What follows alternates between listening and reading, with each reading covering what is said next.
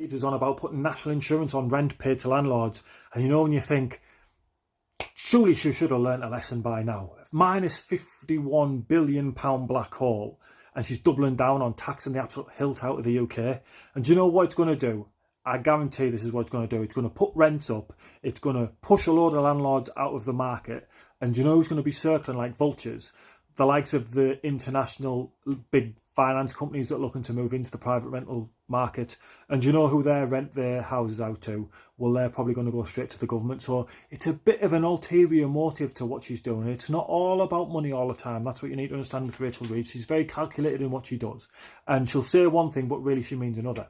And not being too harsh on the lass, but you would have thought that looking at the history of the policies that she's already brought in, that she might have actually learnt a lesson and thought, oh no, I'm going to double down on the taxes that I'm doing. I'm going to hit them even harder. But if I do it in a certain way, I can say I'm not taxing the working people, but inadvertently you are taxing the working people because the rents are going to go up, they're going to lose the homes.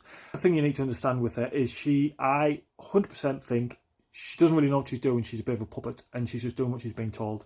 And she's just sticking to the agenda and sticking to what the underlying narrative is. In a mass exodus out of the industry, the private rental sector recently, I think 26% of landlords sold property last year, and it's only going to increase. And if you follow property prices I feel are massively stagnated at the moment. There's lots of properties on the market that aren't really shifting. Adjusted for inflation, we are actually at 2013 prices today. So your capital appreciation hasn't really hit. So there's not really a lot of meat on the bone for landlords right now.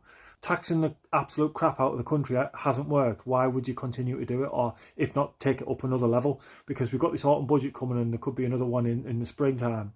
And I feel like it's going to absolutely decimate the country, to be honest. So it's going to be interesting to see what happens. And if you're a renter, it's a bit of a scary time. And do you know what? They're bringing all this renters reform bill in and what have you to give renters security, and it's all for the renters, right? You're screwing the market up left, right and centre. There's not a month goes by where you're not introducing a new tax or renew this or renew that. And instability in the market and landlords not knowing where they're going or whether they're selling or whether they're keeping up. Or are we doing all these EPC improvements or are we not? Do you know what?